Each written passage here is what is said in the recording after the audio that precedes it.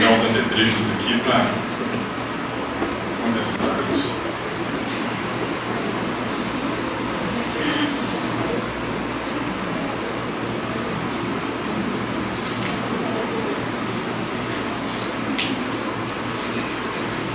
Irmãos,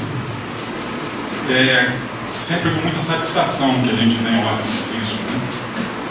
E a Cristian nos passa uma responsabilidade muito pequena, o retorno do carnaval, né? Mas nós espíritas, nós com conhecimento dessa revelação maravilhosa, sabemos que o desafio do carnaval é todo dia, né? Na verdade, o carnaval acompanha a gente a cada noticiário, a cada convite.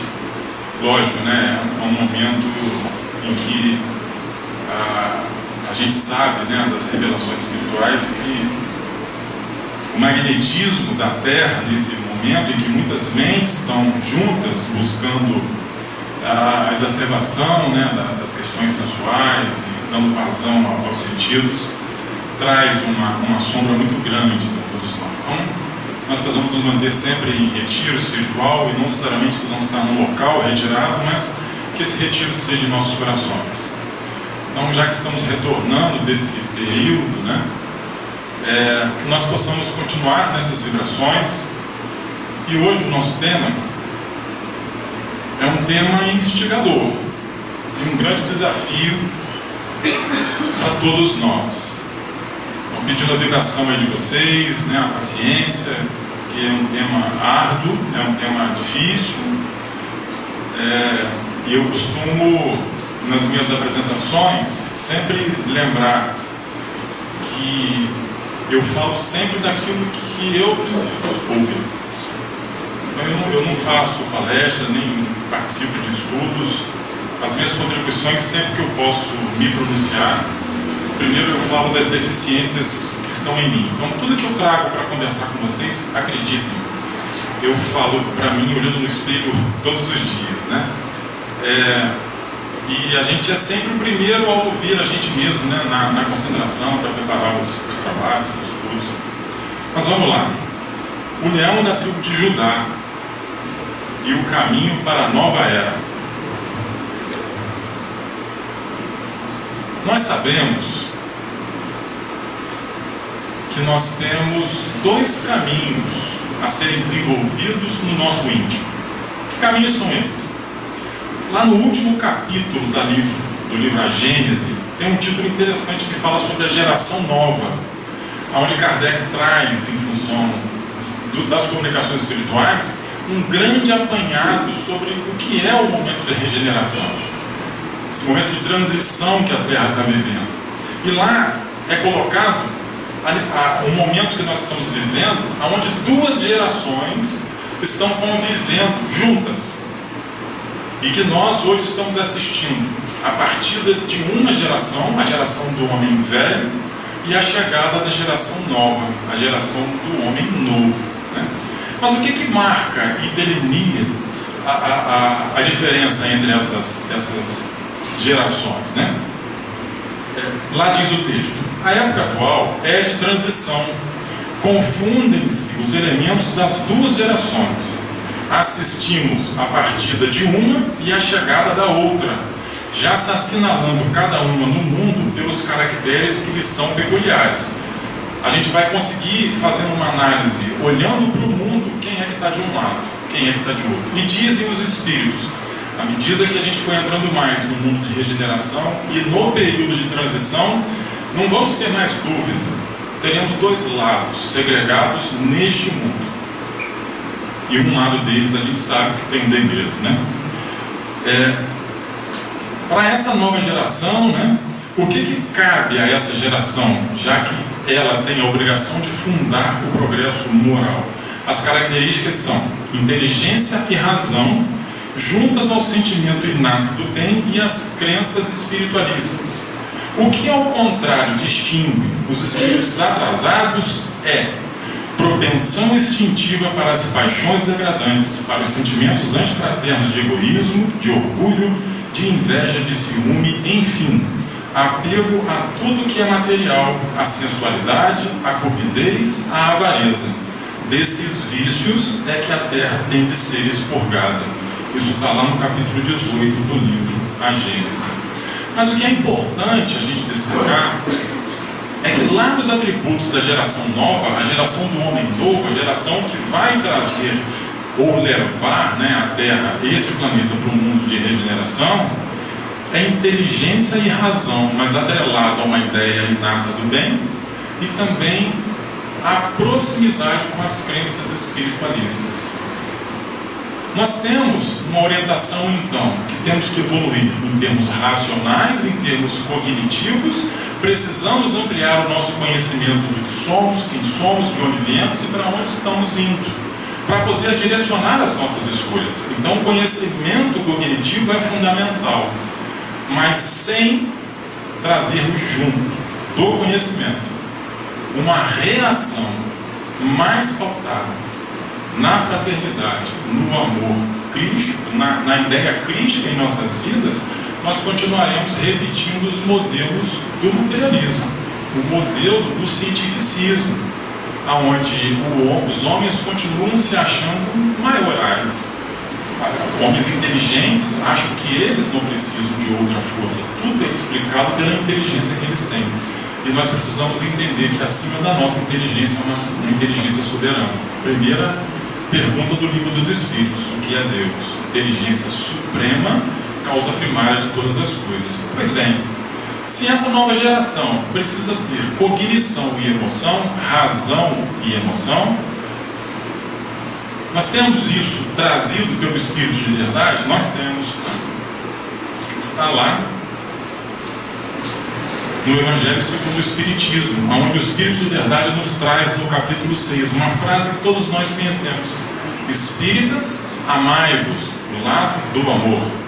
Este o primeiro ensinamento, instruí-vos, este o segundo. E Emmanuel complementa este pensamento no livro Pensamento e Vida, no capítulo 4, onde ele nos diz: 2 asas conduzirão o espírito humano à presença de Deus. Uma chama-se amor, a outra sabedoria. Olha, o Emmanuel fazendo referência a asas, que nós sabemos nas figuras míticas que as entidades que possuem asas são os anjos, Então as asas que nos tornarão anjos são essas 2 asas: razão, emoção, obediência, resignação diante de uma nova fé, que não é mais uma fé cega. Nós espíritas já sabemos que temos que buscar em nós a fé raciocinada, a fé pautada no discernimento, a fé que traz um contraditório e diante do contraditório avança para aquilo que é melhor. Nós já sabemos desse caminho, isso não é novidade. Pois bem, se nós temos essas 2 asas, e essas 2 asas, cognição, inteligência, desenvolvimento intelectual e também desenvolvimento emocional, são as asas que farão abrir as portas do mundo de regeneração para nós, essa nova era precisa estar pautada nessas 2 asas. Então eu trouxe um vídeo, em primeiro lugar, para a gente tratar da primeira asa, que é a mais comum, que é a asa do desenvolvimento cognitivo. Essa é mais fácil da gente interpretar a vivência dessa asa, porque basta a gente olhar o processo evolutivo. Então, pesquisando todos os vídeos que eu trouxe aqui, todas as referências são vídeos já disponíveis no YouTube, cada um de nós pode fazer as mesmas pesquisas. Então, olhando um pouco para frente, décadas à frente, o que tecnologicamente a gente pode esperar do mundo de regeneração? Em termos de ciência da medicina, em termos de facilidades no lar, em termos de educacionais, em termos de vestimentas, como é que a tecnologia pode nos ajudar?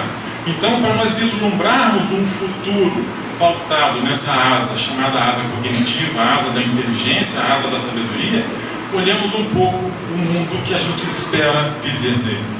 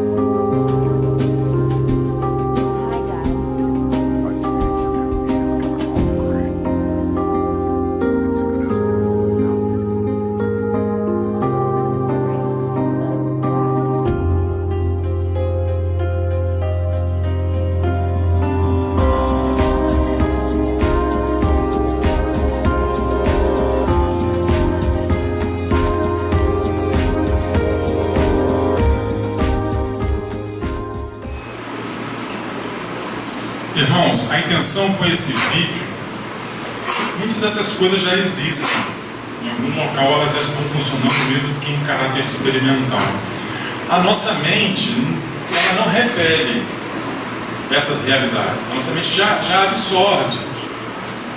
São realidades perfeitamente presentes nas nossas expectativas, em quem está antenado com as evoluções ali da ciência, da computação. Mas essa é uma asa. E os Espíritos já nos alertam no livro dos Espíritos. O que vem na frente da evolução é o aprendizado intelectual, é o aprendizado científico. E depois, atrás do científico, é que vem a evolução moral, o aprendizado moral. Mas nós não entraremos no mundo de regeneração apenas com essas coisas. Nós temos que trazer a asa principal, que é a asa do amor. Então, há 50 anos atrás, naquele programa Pinga Fogo, o Chico foi perguntado sobre essa nova era. Como vai ser essa nova era? Quais são as possibilidades dessa nova era? O Chico fala, Chico Xavier, né, das maravilhas que essa nova era trará para a humanidade, mas ele apresenta algumas condições. Lógico, quando o Chico fala, entendamos Emmanuel e toda a cadeia espiritual que conviveu e usou da mediunidade do Chico. Então eu trouxe um vídeo também, um vídeo pequeno, e pus algumas taxas na fala do Chico. Eu peço que vocês prestem atenção. Para nós entrarmos nessa nova era, algumas questões precisam ser atendidas. Em destaque a palavra dignidade. Nós precisamos ser dignos de entrarmos nessa nova era. E tem um trecho que o Chico fala que entrar nessa nova era tem um preço. E ele diz isso, o preço da paz. Vamos ouvir. Nós nos encontramos no limiar de uma era extraordinária. Se nos mostrarmos capacitados coletivamente a recebê-la com a dignidade devida. Se os países mais cultos do globo puderem suportar a pressão de seus próprios problemas sem entrarem em choques destrutivos, como por exemplo guerras de extermínio que deixarão consequências imprevisíveis para nós todos no planeta, então veremos uma era extraordinariamente maravilhosa. A própria automação, diz ele, nos está dizendo que nós vamos ser aliviados ou quase que aposentados do trabalho mais rude no trato com o planeta para a educação da nossa vida mental, através de informações e do universo com proveito enorme, proveito incalculável para benefício da humanidade. Mas isso terá um preço, terá o preço da paz. Se nós pudermos nos suportarmos uns aos outros, quando não nos pudermos amar uns aos outros, segundo os preceitos de Jesus, até que essa era prevaleça, provavelmente no próximo milênio. Não sabemos se no princípio, se no meados ou se no fim. O terceiro milênio nos promete maravilhas, mas se o homem, filho e herdeiro de Deus, também se mostrar digno dessas concessões. Que falou sobre a nova era.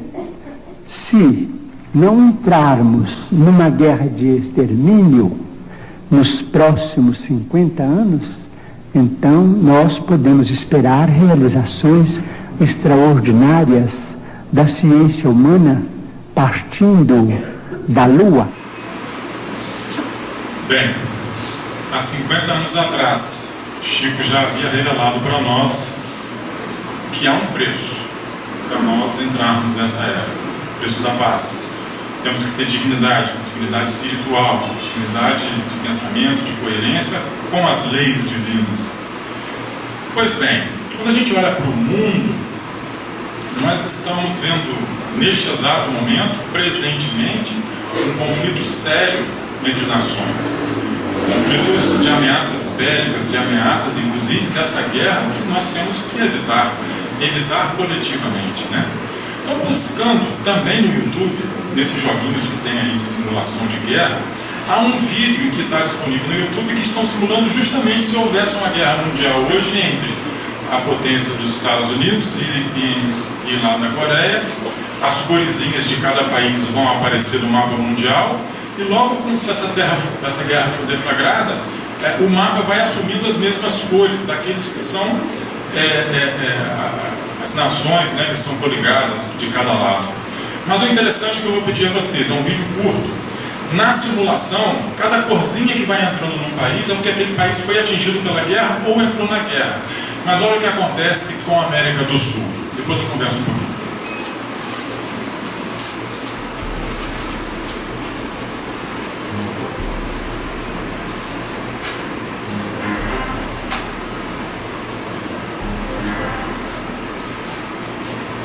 Da Coreia e dos Estados Unidos, né?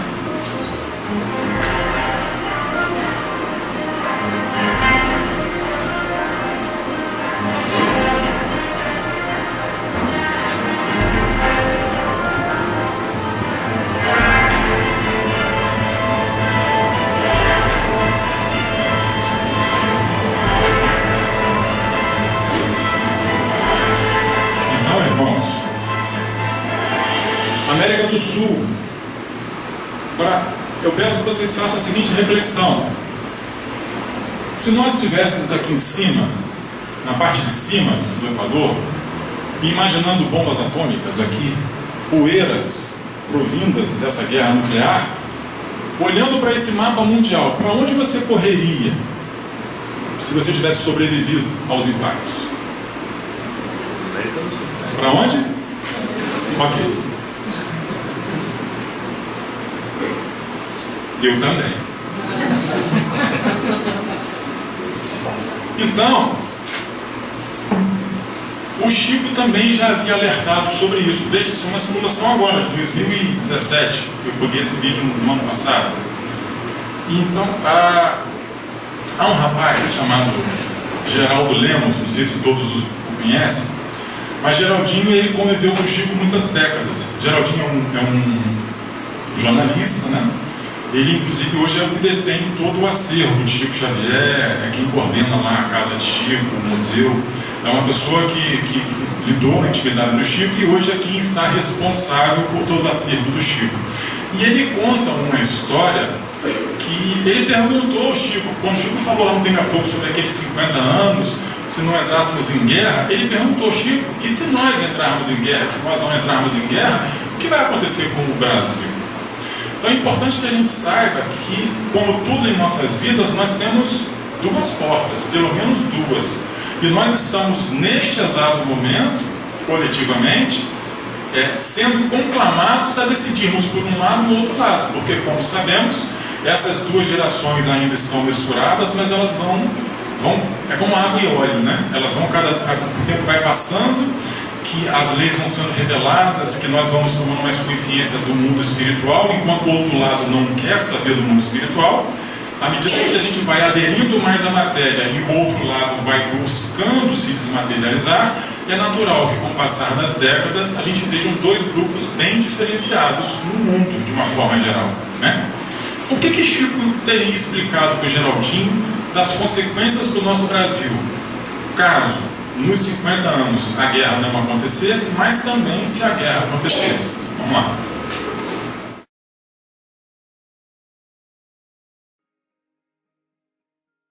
Com relação ao Brasil, porque uma das perguntas minhas foi justamente sobre o papel do Brasil nesse novo mundo, a nova era que está chegando. E como o Chico recebeu aquele livro Brasil, Coração do Mundo, Pátria do Evangelho, eu indaguei a ele qual seria o papel do Brasil nas duas possibilidades. Na possibilidade em que nós caminhássemos pelo bem, pela justiça, pelo amor, pela paz, ou na outra possibilidade, que se caso houvesse a guerra e uma destruição de âmbito nuclear devastasse grande parte do nosso planeta. Ele então me diz que em todas as duas possibilidades o Brasil cumpriria o seu papel. Se nós caminhássemos na paz, o Brasil iria crescer em importância econômica, social e política perante a comunidade das nações. e que a crescente importância do Brasil na comunidade das nações acabaria por levar também às outras nações a espiritualidade do brasileiro, né? E os livros da doutrina espírita seriam vertidos para outros idiomas e acabariam alcançando as grandes massas das outras nações. Agora, no campo negativo, se a humanidade optasse pela guerra e infelizmente entrasse por esse caminho, que eu já disse antes, né, a própria Terra poria um fim à guerra nuclear, com grandes cataclismos, que grande parte da população residente hoje no hemisfério norte pereceria e que os sobreviventes desse cataclismo e também da devastação nuclear não restaria a eles outra opção senão emigrar para o hemisfério sul. E assim eles viriam para a América do Sul, especialmente o Brasil, a África do Sul e a Austrália. E, neste caso, dividiriam o Brasil em 4 nações. Os estados do sul brasileiro se uniriam ao Uruguai, à Argentina e ao Chile e seriam ocupados pelos europeus. Os estados do centro-oeste se uniriam ao Paraguai, à Bolívia, ao Equador, ao Peru e seriam ocupados pelos asiáticos, né, pelos chineses, coreanos, japoneses. Os estados da região norte do Brasil seriam ocupados pelos norte-americanos, canadenses e mexicanos, e os estados do nordeste seriam ocupados pelos povos eslavos, vindos da Rússia, da Ucrânia, da Polônia, daquela região. E que aos brasileiros restariam, então, os estados do Sudeste, que é o coração do Brasil, unidos ao estado de Goiás e ao Distrito Federal.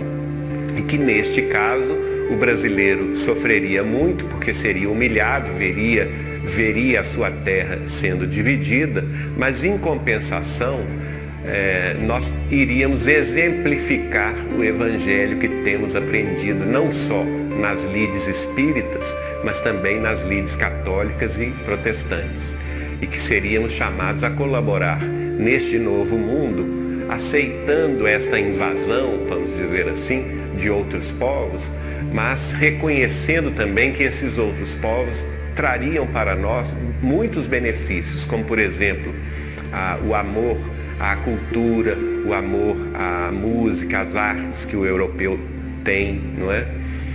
Como, por exemplo, o amor ao direito e a facilidade de organização e métodos que os norte-americanos têm. E também, no caso dos amarelos, né, dos japoneses, chineses, o amor às tradições, o respeito aos anciãos, não é? Que infelizmente nós ainda não aprendemos a ter. Então, que todos esses povos trariam um influxo de cultura nova para o povo brasileiro, e eles, por sua vez, receberiam de nós as notícias do Evangelho restaurado. E aqui, em solo brasileiro, nós iniciaríamos uma nova era da humanidade, gestando aí um novo povo. Bem, nós temos as consequências da escolha do amor e nós temos as consequências da escolha da guerra. Trazendo mais para o nosso mundo, porque daqui de Macaé nós não conseguiríamos fazer muita coisa com as mãos e os dedos nos botões atômicos de um lado ou de outro lado, mas nós temos as nossas responsabilidades, sempre temos. E eu peço permissão a vocês, e peço com muito carinho, para tocar em assuntos que são desafiadores para nós, né? Mas nem por isso a gente pode deixar de comentar sobre eles. Primeiro aspecto: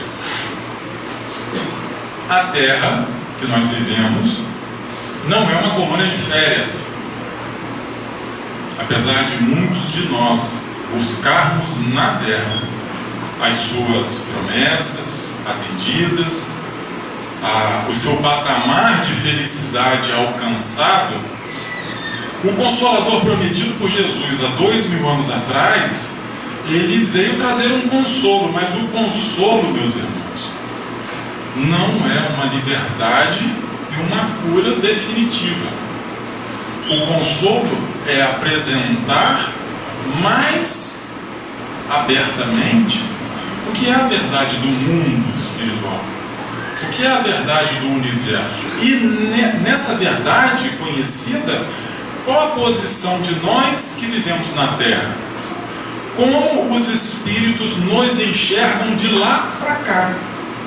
A doutrina nos convida em tudo, que a nossa reflexão não seja dos homens terrenos que somos, olhando o universo e tomando decisões, essas mentais, filosóficas e também religiosas, presos ao confinamento de um único planeta. Porque dizem os espíritos, a humanidade toda, quando nós espíritos falamos em humanidade, nós temos que colocar o universo todo. E agora os cientistas, com a teoria das cordas, já temos bastante conhecimento sobre uma grande possibilidade que são universos paralelos. Talvez não haja apenas um universo. Será que nós temos um Deus eterno que ele só tenha uma obra, mesmo que seja uma obra infinita, que nos parece um único universo, mas um Deus que é eterno? Imagina isso. Volta para trás.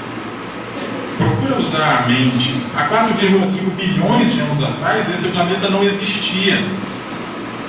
De acordo com os estudos da idade do nosso universo, há 14, 15 bilhões de anos atrás, o nosso universo não existia. Mas antes de tudo, se é que há esse limite entre o antes de tudo, se nós pudéssemos regredirmos, ao estágio em que não havia criação material, espiritual nenhuma, que a única coisa que restasse no mundo, esse mundo vazio conteria algo ali. Que algo é esse, gente? O que está além de Deus? Há algo além de Deus? O próprio Deus. Se há alguma coisa além de Deus, é Deus. Então imagina algo que é incriável, sempre existiu. Para a nossa mente é difícil a gente capitanear isso, e assimilar matematicamente, cognitivamente. A gente adota pela fé, e estamos recebendo essas informações. E olhando para o universo, vamos acatando e vamos domesticando as nossas rebeldias mentais para aderirmos a esse projeto de educação moral, diante de uma força que está muito aquém, mas ao mesmo tempo tão presente, Então o primeiro ponto que nós temos que destacar é que a Terra não é exatamente o local para tirarmos férias. Não é. Então, lá no Evangelho segundo o Espiritismo, nós temos no capítulo 3, quando fala da destinação da terra, causa das misérias humanas, está lá há muitas moradas na casa de meu pai, Lá está escrito e apresentado para nós. Figure-se a terra como o quê? Como uma colônia de férias? Como um paraíso? Como a dádiva principal de todo o universo? Não, irmãos. A terra figure-se como um subúrbio, um hospital, uma penitenciária, um sítio malsão. E ela é simultaneamente tudo isso. E compreender-se-á porque as aflições sobrelevam aos gozos, porquanto não se mandam para o hospital os que se acham com saúde. Primeira revelação do mundo espiritual: todos nós somos doentes da alma. Doença da ausência das virtudes que nos elevarão à segunda classe dos espíritos. Porque sabemos, a partir da pergunta número 100 do Livro dos Espíritos até a pergunta 113, se eu não estou enganado, que há uma ordem espiritual, 3 ordens, começando pelos espíritos inferiores. A segunda ordem são os espíritos bons, acima os espíritos puros. E o que diferencia os espíritos bons, o segundo degrau, que é o nosso objetivo, dos espíritos primeiros, da primeira ordem, é justamente a qualidade das paixões. No segundo nível não tem paixão má. Nós não ascenderemos para o segundo degrau com inveja, com egoísmo, vivendo o mundo do eu, onde eu primeiro, eu segundo, eu terceiro, eu quarto. Vamos chegar lá na 100ª posição, eu ainda. o mundo do eu precisa ser diminuído. E como diz João Batista, né, é necessário que eu me diminua para que o Cristo prevaleça. É isso que está escrito lá. Pois bem, então como é que os Espíritos veem a Terra de lá para cá? Há também uma revelação espiritual sobre isso. E eu tentei reproduzir numa imagem da Terra como é que eles nos veem. Vamos dar uma olhada. Então, nós temos aquela foto do planeta Terra, que é o que a gente está mais acostumado, mas é dessa forma que os Espíritos nos veem, quando estão de outro local olhando para nós. De onde eu tirei isso, gente? De um dos primeiros livros que o Chico psicografou. É o livro da mãe dele, Maria João de Deus. Um livro que se chama Cartas de uma Morta. Lá no capítulo 5, olha o título do capítulo: A Terra, obscuro planeta de exílio e de sombra vista do além. Ela está conversando com o guia espiritual dela. O guia espiritual pergunta a ela se ela está vendo onde está a Terra. Sabe em que direção está a Terra? O texto está aí. E ela fica com vergonha do que ela vê. Olha o que ela diz aqui. E o guia perguntando para ela: sabes em que direção está a Terra? Perguntou ele com bondade. Diante da minha natural ignorância, apontou-me com a destra um ponto obscuro que se perdia na imensidade, recomendando-me fitá-lo atentamente.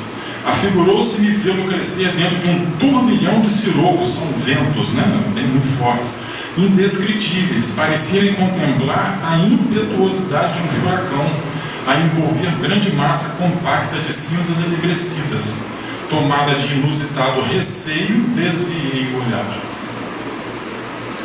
Ela não conseguiu manter o olhar na imagem que ela estava vendo. Que imagem é essa? Não é a imagem da foto inicial, é a imagem do psiquismo.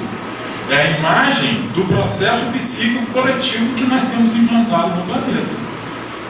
Ok?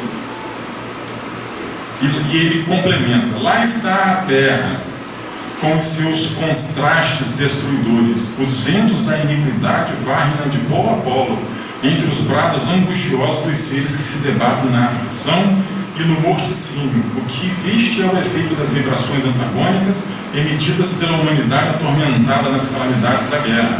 Lá alimentam-se as almas com a substância amargosa das dores, e sobre a sua superfície a vida é o direito do mais forte. Triste existência a dessas criaturas que se trucidam mutuamente para viver. São comuns ali as chacinas, a fome, as epidemias, a viuvez, a orfandade que aqui não conhecemos, no mundo onde ela estava. Obscuro planeta de exílio e de sombra. Entretanto, ele afirma: poucos lugares no universo abrigarão tanto orgulho e tanto egoísmo. Por tal motivo é que esse mundo necessita de golpes violentos e ruins. Por mais que isso seja difícil de absorver, isso é o que vai nos salvar. Porque nós precisamos trazer para as nossas vidas de forma contundente, irmãos, a primeira bem-aventurança. Bem-aventurados os pobres de espíritos. Nós precisamos ser humildes. E humildade não é ser mais do que o que a gente é, nem menos. Ser humilde é: você tem determinado conhecimento, você pode estar em 3 estágios de lidar com esse conhecimento no convívio com seu irmão. Se você está diante de um irmão que sabe menos do que você, seja humilde, exerça o seu conhecimento, eduque e ensine o seu irmão. Se você está diante de um público, é um público que tem o mesmo conhecimento que você, sejamos humildes e interajamos de forma lateral, para que cresçamos em equipe, nem mais nenhum, nem outro. Mas a grande dificuldade que nós talvez não tenhamos, quando estivermos diante de uma situação em que quem está diante de nós sabe muito mais do que nós sabemos, esqueçamos o nosso nível espiritual. Tiremos da sacola os nossos livros, os nossos apetrechos de estudo, sentemos na cadeira e vamos ouvir para assimilar. Então, em determinada situação, nós somos professores, em outras nós somos colaboradores laterais, adicionamos o nosso conhecimento a outros conhecimentos para que todos ganhem, mas tem determinadas situações em que o que nós temos que fazer é aprender. E aprender a aprender é um grande desafio. Né? E muitos ainda estão diante de desafios e acham que sabem mais do que aquilo que nos desafia. E não dão o braço a torcer de que é preciso sentar para viver e aprender pelo erro, pelo acerto, para crescermos espiritualmente. Pois bem, lá nos prolegômenos do Livro dos Espíritos, nós temos essa nova era pronunciada, né? Os Espíritos anunciam que chegaram os tempos marcados pela providência para uma manifestação universal, e que, sendo eles os ministros de Deus e os agentes de sua vontade, têm por missão instruir. Então, diante dos Espíritos, instruir e esclarecer os homens. Diante do plano espiritual, gente, naqueles 3 degraus que eu coloquei, da vinculação com o morto, por causa do nosso conhecimento, da humildade, em que degrau nós estamos? No primeiro, no segundo ou no terceiro? Ou seja, eu posso ensinar ao plano espiritual alguma coisa? Não. Diante de uma revelação contundente, como é a revelação dos Espíritos, o que nós temos que fazer é estudar, aprender e procurar vivenciar os ensinamentos. Então, por isso eles dizem o que nós estamos fazendo na Terra. Ainda dependentes dessa materialidade toda. Mas nós temos mais informações. No Evangelho segundo o Espiritismo, lá no capítulo 1, não vim destruir a lei, o Espírito Férreo nos diz o seguinte: o reino do Cristo, passados que são 18 séculos, e apesar do sangue de tantos mártires, ainda não veio. Cristãos, eles estão convocando e dizendo para nós, cristãos: voltai para o Mestre, todos nós, que vos quer salvar. A revolução que se apresta é antes moral do que material. Os grandes Espíritos mensageiros divinos sopram a fé para que todos vós, obreiros esclarecidos e ardorosos, façais ouvir a vossa voz humilde. Veja, esclarecidos, ardorosamente esclarecidos, para sermos o que, gente? Humildes. Primeira bem-aventurança. Humildade. Porquanto sois o grão de areia. Veja, eles estão dizendo que nós ainda somos grãos de areia, diante do infinito do crescimento espiritual que ainda temos que alcançar. Somos grãos de areia. Emmanuel tem um texto que ele diz que a distância que nos separa hoje, nós humanos, da Terra, dos anjos, dos Espíritos crísticos, daquele terceiro degrau da evolução espiritual, é a mesma distância que existe entre o orangotango e nós. Desde a evolução do orangotango até os homens hoje, é o que nos falta alcançar em evolução para sermos anjos. Nós temos que trabalhar muito, gente. Com fé, com sorriso, com abraços, com confraternização, com essa alegria que o Lar Francisco tem. Mas nós temos que entender que nós estamos aqui para aproveitar cada minuto é uma pérola. E buscar o Cristo, buscar essa sintonia com a proposta crítica. Mas olha só, somos grãos de areia, dizem eles, né? Mas sem grão de areia não existem as montanhas. Eles estão aqui porque acreditam em nós, e nós somos importantes. Eles vislumbram em nós os seres que seremos daqui para frente, né? Assim, pois, que essas palavras, somos pequenos, careçam para vós de significação. E eles nos avisam: já começou a nova cruzada. E eles nos dão uma intitulação: nós somos apóstolos da paz universal e não de uma guerra. Modernos São Bernardos, olhai e marchai para a frente. A lei dos mundos é a do progresso. Veja, nós somos São Bernardos, aquele cão de guarda, aquele cão forte. Mas São Bernardos da guerra ou da paz? Da paz. E lembram do vídeo do Chico? O preço para adentrarmos a nova era é o preço da paz. Então agora é preciso que a gente vislumbre, já que eu não consigo resolver a guerra entre Estados Unidos e a Coreia do Norte e outras guerras que estão aí pelas regiões mais necessitadas do nosso próprio país, mas nós temos que lidar com uma guerra, a nossa própria guerra. Nós precisamos lidar com o mundo emocional, psíquico, universal, que sou eu mesmo, que é cada um de nós, certo? No livro Paulo Estevão estava sendo julgado diante do Sinédrio, saiu do Sinédrio para ser morto. O julgamento dele foi julgado à morte pelo Paulo. E foi dado a ele uma palavra para ele se defender. Ele fez algumas perguntas para o Sinédrio. Essas perguntas, meus irmãos, nós precisamos fazer hoje para nós. Estevão sendo julgado, ele olha para o sinédrio e pergunta: onde guardais a fé? No conforto ocioso ou no trabalho produtivo? Na bolsa do mundo ou no coração que é o templo divino? Incentivais a revolta e quereis a paz? Explorais o próximo e falais de amor a Deus? Não vos lembrais de que o Eterno não pode aceitar o louvor dos lábios quando o coração da criatura permanece dele distante? E eu gostaria que nós saíssemos daqui hoje guardando essa pergunta: incentivais a revolta e quereis a paz? Nós precisamos ser profetas de nós mesmos. Se eu quero viver num mundo de paz, se esse mundo dessas duas asas é o que eu quero, é o que nós desejamos, nós temos que trazer essa pergunta para o nosso íntimo. Eu estou profetizando nas minhas atitudes um mundo de guerra ou um mundo de paz?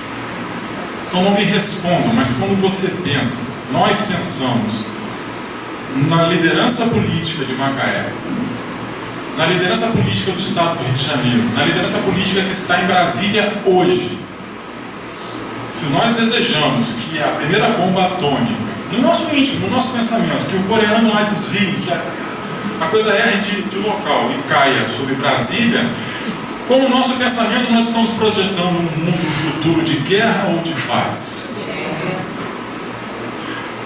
Nós precisamos ser profetas de nós mesmos, porque nós somos herdeiros de nós mesmos. Somos hoje do que fizemos ontem, e herdaremos amanhã aquilo que plantarmos hoje.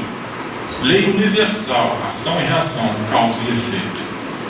Os cristãos, todos os cristãos, mas em especial os cristãos que acreditam na imortalidade da alma, que acreditam num Deus universal, que nós temos uma humanidade que vive em todos os planetas, que não há criatura de Deus, nem criação de Deus vazia, nós precisamos começar a tomar decisões por um lado do Evangelho. Lógico, ninguém quer que a Amazônia seja desmatada, mas para que a Amazônia não seja desmatada, eu não tenho que ir com uma foice para a rua para cortar a cabeça de quem a está desmatando.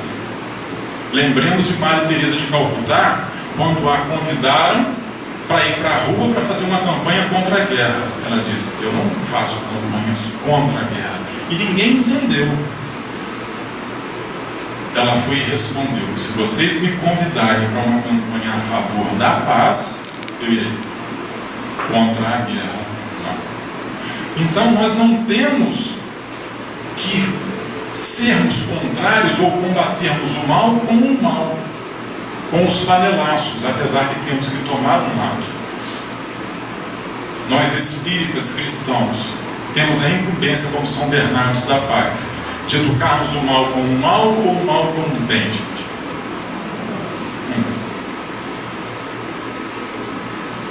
Para isso nós chegamos no principal tema da nossa palestra. Nós precisamos trazer para nós mesmos o libertador de todos nós, o leão da tribo de Judá. Para isso eu vou fazer uma leitura breve do Apocalipse, capítulo 4 e capítulo 5. João Evangelista é levado em desdobramento aos céus. Lá ele tem um encontro com Jesus e com outras entidades, e ele relata o seguinte para a gente: depois dessas coisas olhei, e eis que estava uma porta aberta no céu. E a primeira voz que ouvi, da voz como de trombeta falando comigo, disse: sobe aqui e mostrar-te-ei as coisas que depois destas devem acontecer. Imediatamente fui arrebatado em espírito, e eis que um trono estava postado no céu. Havia também ao redor do trono 24 tronos, e sobre os tronos vi assentados 24 anciãos, vestidos de branco. E também havia diante do trono como que um mar de vidro semelhante ao cristal, e ao redor do trono, um ao meio de cada lado, 4 seres viventes, cheios de olhos por diante e por detrás. E ele diz as características desses 4 seres viventes. O primeiro ser vivente, semelhante a um leão. O segundo ser vivente, semelhante a um touro.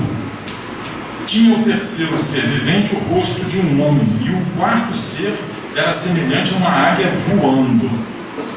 Ele também diz que neste que estava sentado sobre o trono havia um livro, Um livro selado por fora e por dentro. O livro tinha 7 selos. E ele perguntava: quem pode abrir esse livro? Porque eu preciso ler o que está dentro. Ninguém conseguia abrir o livro. E ele saiu perguntando, e diz João Batista: ninguém no céu e na terra, nem debaixo da terra, podia abrir o livro. Que João o Evangelista faz? Chora. Chora. Entra em desespero porque o livro estava ali, à disposição, mas ninguém conseguia abrir o livro. Aí um dos anciãos vira para ele e fala assim: não chores. Eis que o leão da tribo de Judá, a raiz de Davi, venceu para abrir o livro e romper os 7 selos. O livro estava lacrado com 7 selos. Então João, o evangelista, vai à procura desse leão da tribo de Judá, e olha o comentário dele aqui no livro. Nisto vi entre o trono e os 4 seres viventes, e entre os 4 anciãos, um cordeiro de pé. Então, o leão da tribo de Davi, visto por João Evangelista, tinha a figura de um cordeiro. É sobre isso que a gente quer falar. Esses são os 4 animais que João vê. Nós temos o leão, o homem, nós temos o touro, nós temos a águia.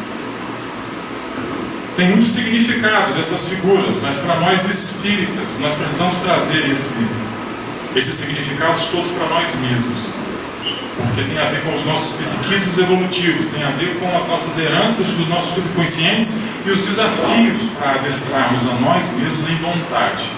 Cada uma dessas figuras exerce em nós um poder psíquico, que nós precisamos domesticá-las, né? O leão representa o querer, a vontade, o domínio. Qual é o rei das selvas, gente? O animal. Leão. Todos nós sabemos disso. Então nós temos uma série de animais que podem abater o leão, mas o leão é tido como uma fortaleza, é tido como um paradigma de ser o rei das selvas. Então o leão tem querer, tem força e tem audácia para ter domínio. A águia tem ousadia. A águia é ousada, os voos rasantes que ela faz, e ela tem o poder de visão. O touro representa obediência e resignação. O homem representa consciência, pensamento contínuo e discernimento. Esses 4 conjuntos é o que nós vemos hoje na grande maioria das interações com os nossos irmãos. Nós temos coletividades humanas e indivíduos humanos que agem como leões, dominando pessoas, dominando sistemas, dominando políticas, dominando hierarquias e subjugando outros. Então, enquanto nós temos os leões que são fortes e usam da sua fortaleza para dominar o seu território, aquele que é dominado tem a figura do touro, é aquele que é abatido. Mas em nossas vidas, gente, em muitos momentos nós somos o leão, porque estamos num momento favorável de exercer o domínio. Mas quando nós temos perdas materiais, quando nós temos perdas de saúde emocionais, nós vivemos o outro lado. Algo vem, nos subjuga e nos coloca numa posição de pedir para receber e não de domínio para usar. Ok? Então o touro representa o caminho do cordeiro em nossas vidas. Porque se o touro, mesmo quando ele tem chifre, né, e ele sendo abatido, e veja, quando a gente vai aos açougues, a gente não pede carne de leão. A maioria das carnes que a gente pede no açougue é a carne do abate, das vaquinhas, dos bois, né? Então são animais que são abatidos e que servem de alimentos para nós. Mas esse leão da tribo de Judá era outro animal. Esse leão da tribo de Judá é um cordeiro. Então a capacidade que nós temos de absorver a resignação e a obediência diante da necessidade de tratarmos a desavença com o bem. Então o projeto não é acabar com o leão, não é acabar com a águia, é ao contrário, é domesticar esses animais em nós, porque nós não conseguiremos ser o cordeiro, o leão da tribo de Judá, sem usarmos de vontade, sem usarmos de querer, sem usarmos de ousadia. Às vezes nós estamos caminhando na rua, já aconteceu isso comigo, e você vê um irmão caído do outro lado da calçada, numa situação difícil, e vem a voz de você e fala: você pode ir lá ajudar o seu irmão. Mas às vezes falta o quê? Falta a ousadia de fazermos o bem. Falta a vontade, a coragem do leão de atravessarmos as ruas, interrompermos o que nós estamos fazendo, para abrirmos espaço em nossas agendas, para apoiar os nossos irmãos que estão lá, às vezes com um cheiro bastante desagradável, estão alcoolizados, passando por situações difíceis. Cada um de nós já pode ter passado por situações assim.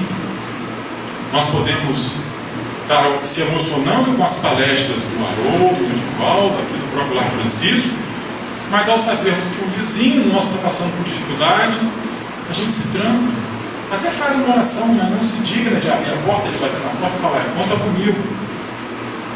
Para isso nós temos que, além de ter a cognição, nós temos que ser ousados para amar, mesmo que seja um amor de servos, que não seja um amor incondicional, porque nós ainda não vivemos um amor incondicional, mas que façamos por servidão a lei do amor e a necessidade de amarmos. Então, é usar as forças desses 4 animais para conseguirmos sermos contundentes em força, em vontade, em ousadia, em voos, em discernimento, em inteligência, mas para conseguirmos sermos cordeiros, não mais rebeldes diante dos desafios que nós temos na vida. Então, quem é que pode abrir esse livro? O livro desses 7 selos, só o cordeiro íntimo pode nos auxiliar.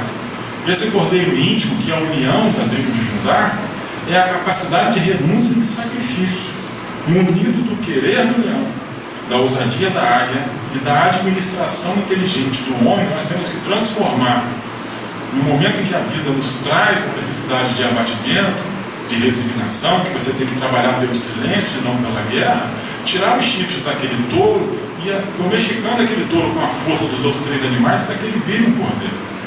É o cordeiro que vai abrir as portas do mundo de regeneração para todos nós. Então nós temos lá no livro Construção de Amor, quando Emmanuel nos traz a necessidade hoje das ofertas que nós temos que fazer, ele diz que faz uma história da evolução no tempo, desde as primeiras ofertas de vidas humanas, passa pelas ofertas do ouro, né, aquelas ofertas que foram colocadas para Jesus, na mirra, né? Mas ele nos diz o seguinte: que com Jesus nós temos que entregar outra oferta todo dia. Com Jesus, o discípulo do Evangelho é convidado a imolar a si mesmo nas áreas da renúncia pelo bem dos semelhantes, a fim de que a terra se faça o templo do amor divino. Essa terra será regenerada. Aquele psiquismo de sombra que eu mostrei da terra, nós precisamos limpar aquele psiquismo. Lógico, seremos ajudados quando o degredo acontecer, mas nós precisamos escolher um lado, termos paciência e calma enquanto o degredo está acontecendo, mas tomarmos uma decisão de querer limpar o nosso mundo íntimo. Então eu preciso cuidar da minha terra mental, da minha casa mental. O meu planeta ele precisa estar mais limpo. Isso eu preciso exercitar dentro de casa, com o marido, com a esposa, com filhos, com o vizinho, com os empregados, com liderados, aqui na casa espírita, para tomarmos a decisão adequada. Também num texto no livro Pão Nosso, Emmanuel nos diz que o futuro será um futuro de paz. Por quê? Porque o Cordeiro de Deus terá transformado o coração de cada homem em tabernáculo de luz eterna, em que o reino divino resplandecerá para sempre. Reino divino no coração dos homens. Essa é a missão de Cristo para todos nós.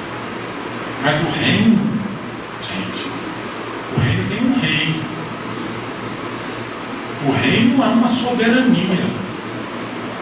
Se nós vivêssemos e vivemos, temos irmãos que vivem na terra, em sistemas de reinados, há um rei, como aqui nós temos o presidente, né?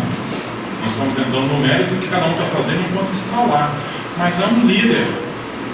Então o reino do eu sou o líder e faço aquilo que mais me convém, na hora que eu acho melhor, para quem eu elejo fazer o que eu preciso fazer.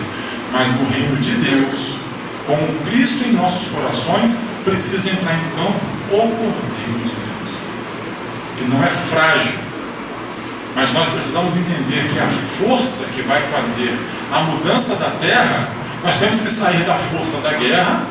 Os nossos heróis, todos são heróis musculosos, ou mesmo se não são musculosos, têm superpoderes, visões diferenciadas, corpos que não são atingidos por bala. Basta ver os filmes aí que nós temos dos quadrinhos, e os nossos heróis todos são desse tipo, né? Desse paradigma, desse protótipo. E nós precisamos trazer um outro protótipo de herói, aonde a força sai de espada de guerra para a espada do Cristo, a espada que Ele veio nos trazer, a espada ensarilhada, que Ele disse para Pedro: ensarilha a tua espada. A espada na mão de um cristão, ela é colocada de cabeça para baixo e fincada no solo. A espada de um cristão não é espada de guerra, é espada de paz, que significa crucificação. Certo? Na pergunta 642 do Livro dos Espíritos: para agradar a Deus e assegurar sua posição futura, bastará que o homem não pratique o mal? Então a gente pode decidir entre a guerra e a paz.